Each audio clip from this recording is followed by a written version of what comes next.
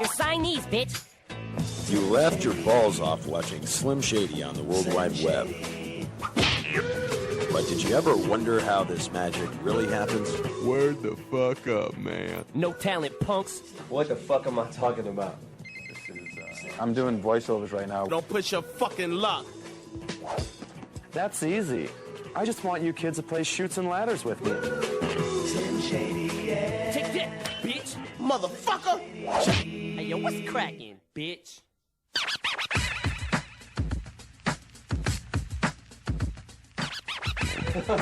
All right. It's really about Eminem, and there's a lot of sides to him. What? So we thought it'd be a shame for the world not to see, or at least his fans not to see, because the rest of the world doesn't give a fuck. Yo, Marshall, I'm telling you for the last time, you sweat these bitches like this, they're just gonna play you. MTV came to me and M and said, we think you guys could come up with something. We think you could come up with a show. I have a huge deal. Give me a call. And they had this idea to do this, like, guilty conscience style thing.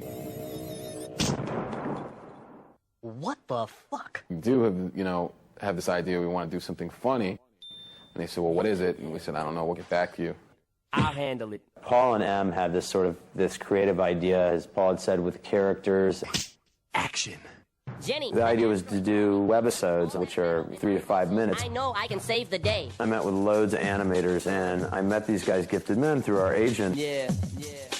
Told you that we won't stop. We are gifted men, and we are gifted men. Disgusting. We basically co-produced the show. We wrote the theme song, do the animation. They had 2 shows that were already on the web. We were just kind of running this chicken shack sweatshop in Hollywood that cranked cartoons out. The back seat of a Cadillac would have been maybe nicer than their first office. They realized they could just take advantage of us, and it worked out for everyone. Gifted Men, though, was actually doing animation and was delivering every week. Produce this, ass fuck. Usually it's fun to do the cartoons. It allows me to slip in a character and be able to make up my own shit sometimes as we go along. Em is cool, you know.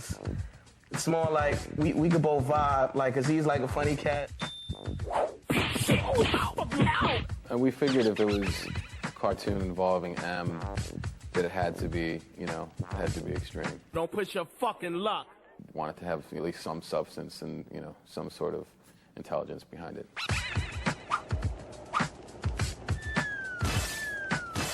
We wanted it sort of to be like a dysfunctional Happy Days. We actually went through a slew of different writers, and, it had to be high-quality stuff. Matt got it and knew what we were trying to do with it. That's the price of initiation, my man. This was really an opportunity to vent a little, and to get crazy. Damn, suck this cock, ho! Also to do something funny. I gotta meet Charlie Sheen and Max and snitches. So I jumped at the opportunity. We locked him up in a room until he was done, and we paid him very little. But we're bigger than him. Check it out, trick. Just in case you give a shit, here's how they really do it. So what about the Beastie Boys part? I don't have a problem with the Beastie Boys part. I just don't want Slim to say he likes them. Can we have one of them wearing an Eminem Sucks t-shirt? And, obviously with anything, you go over the script and you make the changes. You still get, 19-year-old groupies. I like to know that I'm writing the story that the producers and or the actors agree upon. Can we just get rid of that character? We're not doing it for shock value. We just kind of say what people are thinking. The guy who we have writing the series often comes up with some ideas on who to pick on. Every time he sees some overhyped bullshit celebrities, gotta beat him down? And sometimes I think it's just people that he particularly doesn't care for. All right, big guy, let's dispense with the reality check. So there's not even anything personal by it. Step off, G-Dog! Excuse me, that's my agent. The Big D character is based on just like a school bully, and I don't think it's one school bully in particular. Big D's the kind of guy where you just see him in the street, he sees someone in the street, and we'll just step to them and give him his peace of mind. Ken Kniff is just, the funny gay character. Kniff is primarily, he's the point guard through which the offense is run for the plot. Susan is just based on sort of cute alternative chick who dyes her hair purple.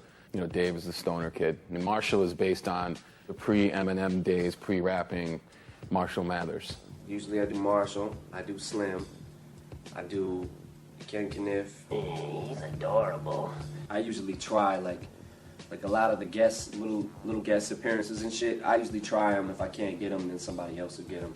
I'm a jack of all trades, master of none. To do the voiceovers, I don't gotta get into character. Like there's no like little ritual I go through or anything. It's not like I gotta sit there and amp myself to do it. You see the line and just run with it. He looks like a narc. Hold on, talk about this on. He looks like a narc. Call me Screech. I'm new in town. Hey, can you show me where room 203 is? Everybody's always relating something to a movie or a part. I saw you in that movie, The Beach, biatch, and you suck too, motherfucker. I like the D character. Don't ever click the fucking channel, you goddamn bitch. Do that way. Man, don't ever click when you were doing that one. I do all kind of characters, but as far as, how much they pay.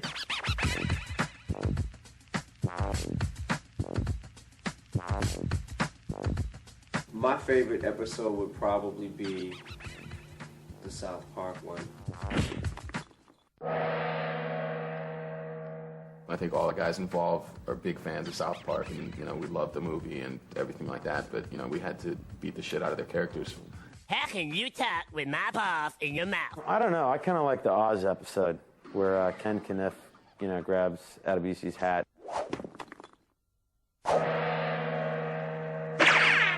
When I beat up Maze. Yeah. Motherfucker, check it out, Trick. You motherfucking bitch. I choke you with a chain. Eat him. And the Marshall dream sequence is a personal favorite.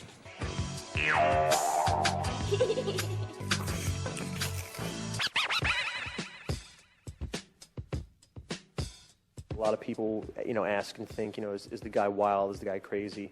You can just tell from the sophistication of his lyrics. If I read a script and I'm not feeling it, then I'm not going to do it. That anyone who puts that amount of time and quality into his songs, that work ethic carries over into, I assume all of his creative endeavors. Yeah, a lot of people say that people are made fun of, and it's obviously stretches these bounds. But to me, it's a funny show. As long as it. If it wasn't funny, then we wouldn't want to do it. We wouldn't want to be involved. Yeah. Man, shut the fuck up. We actually did one episode that everybody agreed just didn't work. It's that punk Slim Shady again. The first script was wrote by gifted men. Shit happens.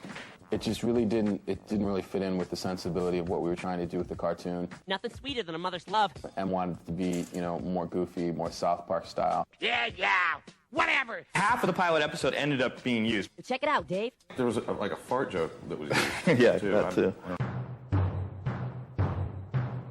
Eminem is, he's a lightning rod now for any type of attention. Yo, that shit doesn't work. When he's not around, it's kind of like cold trash. Whatever. I dig it. And I know how this shit works. Now we're in control. Yo, these motherfuckers don't mean shit. But now you're doing this. It's just funny. And if it's, if it offends people, then, it's too bad. It's a cartoon. Marshall, we're gonna make you famous. Well, kiddies, about wrapping it up. Hey, what the fuck are y'all looking at? Hey, yo, what's cracking, bitch?